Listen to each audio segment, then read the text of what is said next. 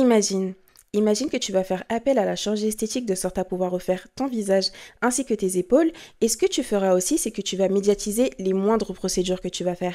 Et petit à petit, tu vas cumuler de plus en plus d'abonnés jusqu'à atteindre presque d'1 million d'abonnés sur les réseaux sociaux Douyin, qui est l'équivalent du TikTok chinois.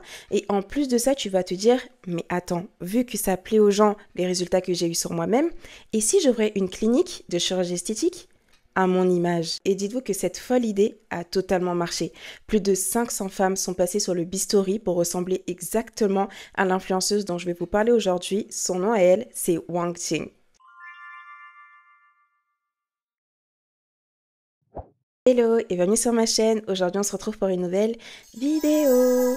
Comme vous pouvez le voir, je me suis acheté un micro parce que franchement j'aimais pas du tout la qualité sonore que j'avais avant dans mes précédentes vidéos. Du coup j'ai fait une longue pause de sorte à pouvoir refaire un peu mon setup, revoir un peu comment je faisais mes vidéos, etc. De sorte à ce qu'elles soient le plus esthétiques possible. D'accord? Donc pardonnez-moi pour mon absence, je vous promets que là je suis vraiment de retour et pour la peine je vous ai prévu 2 vidéos YouTube qui vont sortir en même temps je crois ou avec un jour d'intervalle, on verra bien. Moi en tout cas je suis bel et bien de retour et je suis très contente d'être revenue et passons directement à la vidéo, j'espère qu'elle vous plaira. Alors, pour commencer cette vidéo, je pense que le plus important, c'est quand même de vous présenter qui est Wang Jing. Wang Jing, c'est une influenceuse d'origine chinoise qui réside en Chine et qui est très populaire sur le réseau social Douyin, qui est l'équivalent de TikTok en Chine. Et il faut savoir que quand elle avait commencé ses procédures, elle était âgée de 30 ans. Je vais vous montrer une photo d'elle avant son chirurgie et une photo d'elle après sa chirurgie. Comme vous pouvez le constater, Wang Jing, elle avait un objectif quand elle a fait sa chirurgie, c'était d'avoir l'air beaucoup plus jeune, vraiment avoir l'air d'une poupée.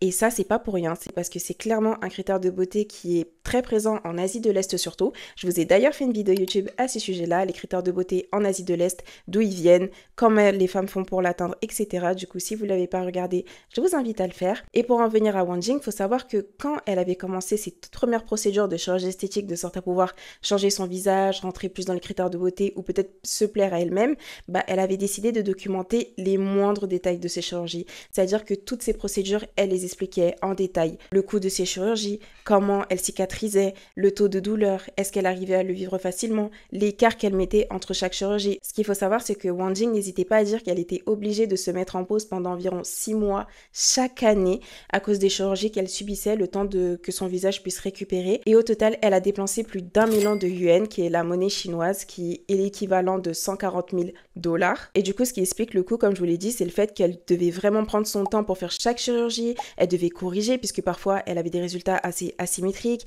elle pouvait avoir des bosses parfois, le temps de cicatrisation était aussi assez long, donc du coup elle devait vraiment débourser beaucoup d'argent de sorte à pouvoir atteindre son résultat. Et avec les chirurgies, les corrections, le temps et de la patience, Wang Jing a fini par atteindre son idéal de beauté. Elle dit elle-même avoir travaillé dur pour avoir ce visage-là et en être très contente et très fière. Et du coup, je vous montre à nouveau les résultats qu'elle a actuellement.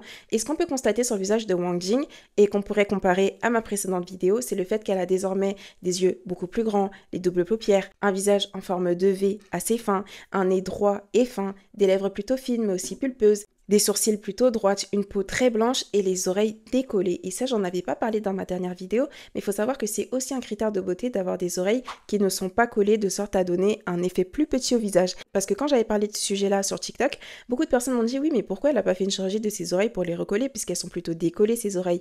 Tout simplement parce que c'est un critère de beauté aussi. Le fait d'avoir des oreilles décollées donne l'impression que ton visage est tellement petit que tes oreilles paraissent très grandes. Voilà. D'ailleurs, chose que je n'avais pas abordée, vous voyez le fait de faire de la chirurgie esthétique, par exemple dans d'autres pays, en Europe, etc. C'est pas quelque chose qui sera souvent médiatisé. Quand une personnalité va le faire, si elle décide de le médiatiser, on va se dire waouh, elle a eu le courage de faire ceci, elle a eu le courage de parler des chirurgies qu'elle a fait, etc. Ou même aux États-Unis, il y aura des influenceurs qui vont clairement nous mentir à la figure et nous dire j'ai pas fait de chirurgie, j'ai fait ceci ou j'ai fait cela. En Chine, en Corée et au Japon, ainsi que dans d'autres pays d'Asie, surtout de l'Est, en fait, il n'y a pas vraiment de tabou. C'est plutôt rare le fait qu'ils vont nous cacher qu'ils ont fait de la chirurgie. Ils vont plutôt être ouverts d'esprit, dire que oui, j'ai refait mes paupières, oui, j'ai refait mon nez, oui, j'ai refait mes pommettes, oui, j'ai refait ma mâchoire. Ils sont plutôt ouverts à ça puisque c'est quelque chose qui est très normalisé, quelque chose qui est très recommandé, quelque chose qui est très médiatisé. Du coup, le fait que Wang Jing a fait la chirurgie esthétique, bah, ça a attiré beaucoup de personnes puisqu'elle était très transparente sur les chirurgies qu'elle subissait, comment elle le vivait, etc. Et du coup, les femmes, surtout, qui étaient plutôt intéressées par la chirurgie esthétique, ont pu suivre son parcours, voir les résultats, être impressionnées surtout par les résultats, parce qu'elle rentre exactement dans les critères de beauté en Chine. Et au fur et à mesure, elle va gagner un grand nombre d'abonnés, il y aura plusieurs comptes fans qui vont republier ses photos, montrer que c'est une beauté incroyable, qu'elle est super jolie, qu'elle a fait ça grâce à la chirurgie, genre c'est vraiment hyper ouvert et ça va intéresser beaucoup de femmes qui sont aussi ouvertes à faire de la chirurgie esthétique. À côté du fait que Wang Jing a refait son visage et que maintenant elle paraît plus jeune que ce qu'elle était, et d'ailleurs ça c'est un sujet que je vais aborder mais plutôt en fin de vidéo pour pas vous donner mon avis tout de suite, là je vais vraiment parler objectivement, bah en plus d'avoir refait son visage, Wang Jing elle a aussi un style très fashionista, elle fait très célébrité, des fois elle va avoir un look, tu vas penser que c'est une idol ou tu vas penser que c'est une actrice ou une célébrité vraiment de haut rang, et parfois elle va aborder des looks un peu plus mignons, un peu plus enfantins, un peu plus écolières parfois, et ça en fait ça va particulièrement intéresser les femmes parce que c'est quand même une femme de 30 ans qui, grâce à la chirurgie, arrive à donner l'impression qu'elle en a 18, voire 17, voire 16 parfois. Maintenant, ce que Wang Jing avait compris et qui avait été très intelligent, c'est que le fait d'avoir médiatisé sa chirurgie esthétique, ainsi que les résultats qui ont été un réel succès et qui avaient tiré un grand nombre de femmes qui étaient elles-mêmes intéressées par cette chirurgie esthétique, bah pour Wang Jing, c'était des potentielles acheteuses. Et du coup, qu'est-ce qu'elle va se dire? Elle va se dire, mais attendez, si ma chirurgie sur moi a marché et que je sais quel a été le procédé pour arriver jusqu'à là, ça veut dire que je suis apte en fait à conseiller les femmes, à donner mon propre avis, à donner mon expérience sur telle opération, etc. Et du coup, je serai la meilleure personne placée en fait pour les accompagner vers la chirurgie esthétique. Et au-delà de ça, pourquoi ne pas ouvrir mon centre de chirurgie esthétique de sorte à pouvoir en bénéficier des deux côtés? Car d'un côté, je vais pouvoir attirer les clientes grâce à mon contenu, le fait que j'ai déjà vécu cela, et d'un autre côté, je vais pouvoir me faire de l'argent. Et c'est exactement ce que Wang Jing va faire. Elle va ouvrir son propre institut de chirurgie esthétique qui va s'appeler The Wu In. Et bien évidemment, il fera appel à des médecins certifiés qui feront eux-mêmes les opérations. Elle sera vraiment là pour la supervision, les rendez-vous, donner des conseils aux femmes, etc. Et elle servira aussi d'image, c'est-à-dire que quand elle sera présente, les femmes pourront dire « Oh, je veux le même nez que Wang Jing, je veux la même forme du visage, je veux les mêmes oreilles, je veux la même mâchoire, etc. » Et on voit même des photos ou même des vidéos où Wang Jing consulte ses clientes, où elle prend des photos avec elles, des avant et des après. Voilà, elle me ressemble, etc. Et ça va vraiment marcher, faire le buzz sur les réseaux sociaux.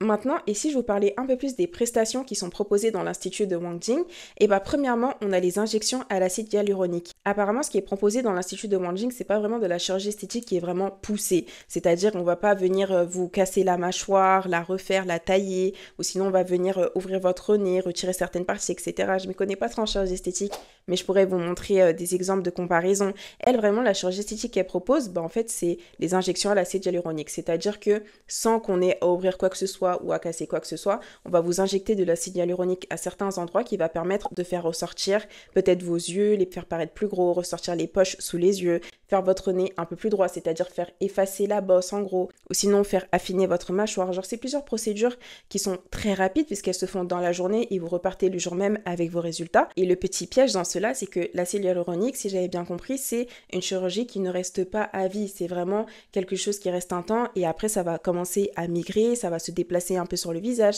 ça veut dire qu'il faudra revenir faire des corrections. Et du coup, le prix moyen des injections au visage pour pouvoir ressembler à Wang Jing est d'environ 38 000 yuan, qui est l'équivalent de 5 500 $. Et il faut savoir aussi qu'elle propose une prestation pour pouvoir refaire vos épaules, puisque c'est aussi un critère de beauté dont je vous avais parlé. Le fait d'avoir des épaules de 90 degrés, genre vraiment des épaules carrées, bah ça, elle le propose aussi dans son institut, au prix d'environ 25 000 yuan, qui est l'équivalent de 3 800 $.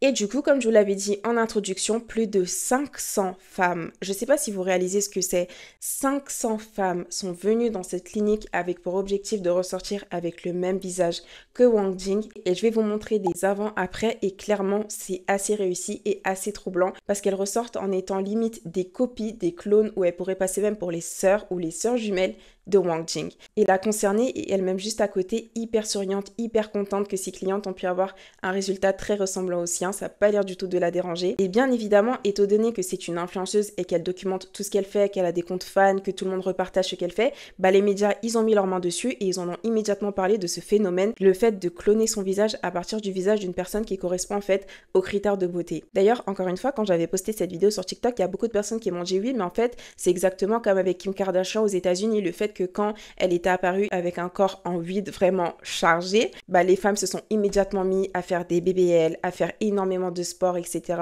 Après, je mets pas tout le monde dans une généralité, il y a des femmes qui sont naturellement nées comme ça, il y a des femmes qui avaient cet objectif-là depuis très longtemps, bien avant qu'elle soit médiatisée, elle ainsi que toute sa famille, mais on va pas se mentir qu'en 2010, c'était, alors là, les BBL, c'était de partout. Tout le monde y était, salle de sport, tout le monde y était, de sorte à pouvoir obtenir cette forme en 8. Et d'ailleurs, des chirurgies ont été adaptées spécialement pour pouvoir fournir ce type de service. Et bah, les gens disaient, bah, c'est un peu l'équivalent de ça. Genre comme en Europe, aux États-Unis, bah, de la façon dont les gens refaisaient leur corps ou remodelaient leur corps ou mettaient en avant leur corps de sorte à montrer qu'eux aussi étaient en 8, comme c'était ce qui était populaire, bah, en Chine, Wang Jing, c'était l'équivalent, car elle avait le visage qui correspondait aux critères de beauté là-bas. Et du coup, les femmes voulaient avoir ce visage-là. D'ailleurs, si on interroge les fans de Wang Jing qui sont venus faire leur visage, on a par exemple une femme qui a dépensé plus de 60 000 yuan, qui est l'équivalent de 10 000 $, qui a dit être ravie en fait de sa chirurgie esthétique, ravie des résultats et être très contente d'être entrée dans le royaume Wang Jing. Parce que c'est le surnom que l'institut de Wang Jing a d'après ses fans, c'est le royaume de Wang Jing, le royaume de la beauté, le royaume de la jeunesse, etc. Elles disent être heureuses, être bien dans leur peau, se sentir belles, etc. Parce que maintenant, elles ont le même visage que Wang Jing, et Wang Jing qui est le miroir des critères de beauté de leur société. Maintenant, pour les internautes chinois, et ensuite je vous parlerai des internautes internationaux, mais plus pour les Chinois, il y a une partie des gens qui disent, bon, bah, tant que ça leur fait plaisir, tant que le résultat leur plaît, tant mieux.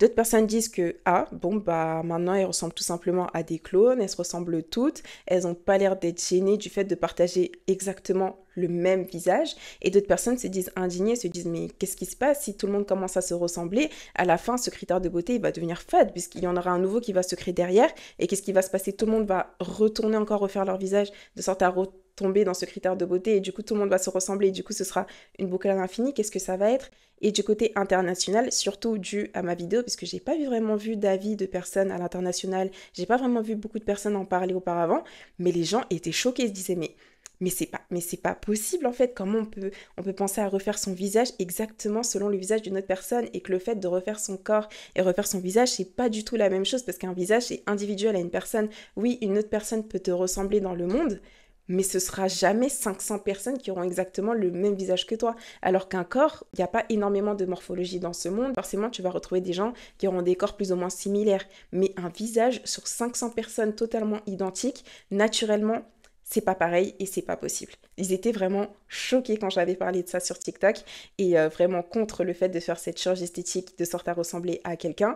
Mais certaines personnes ont aussi trouvé les résultats très jolis en disant qu'elles ressemblent à des poupées, en disant qu'elles sont très bien comme ça et que tant que ça leur plaît, bah tant mieux. Et ok. Et du côté de Wang Jing, pour elle, tout va pour le mieux, que les gens soient contents ou pas contents. Elle a le visage de ses rêves, elle a le corps de ses rêves, elle a la notoriété qu'elle voulait, elle a une fanbase qui est totalement fan d'elle et qui recopie son visage et qui sont hyper contents avec les résultats. Elle gagne énormément d'argent avec sa clinique et tout va bien pour elle en fait. Maintenant, pour vous donner mon propre avis, il faut savoir que quand j'avais entendu cette histoire pour la première fois, j'ai été choquée. Genre, 500 personnes souhaitent avoir le même visage que toi. En fait, d'un côté, c'est hyper flatteur et d'un autre côté, je sais pas, je serais terrorisée. Genre, de me réveiller un matin et de sortir dans la rue et croiser 500 personnes qui ont exactement le même visage que moi. Et en plus de ça, je me dirais, mais en fait, j'ai rien de spécial vu que 500 personnes partagent exactement le même visage que moi. Genre, je sais pas.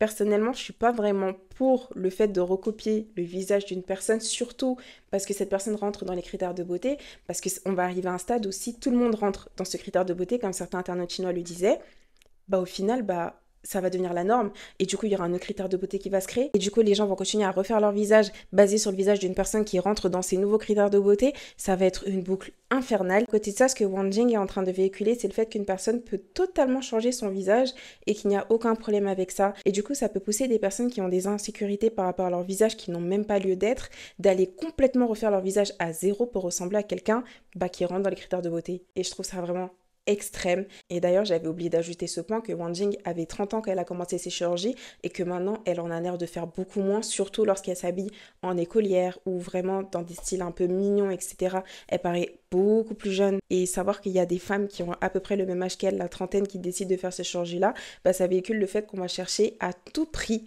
à paraître beaucoup plus jeune. Mais quand on y pense bien, 30 ans, c'est déjà jeune. Du coup, je me demande vraiment quand elles vont faire à 50 ans, est-ce qu'à 50 ans, elles vont essayer d'en avoir l'air 25? Et du coup, je pourrais continuer à poser encore plein de questions comme ça parce que d'un côté, on peut trouver ça étonnant, surprenant, intéressant, drôle, mais d'un autre côté, cela relève d'un réel problème au sein de la société, les critères de beauté qui sont imposés, le fait que les gens vont tout faire pour les atteindre, quitte à oublier un peu leur morale, le fait que j'ai 30 ans, du coup, il n'y a rien de mal à ce que je fasse 30 ans, ou sinon, c'est pas normal que j'ai ce besoin d'avoir le même visage qu'une autre personne.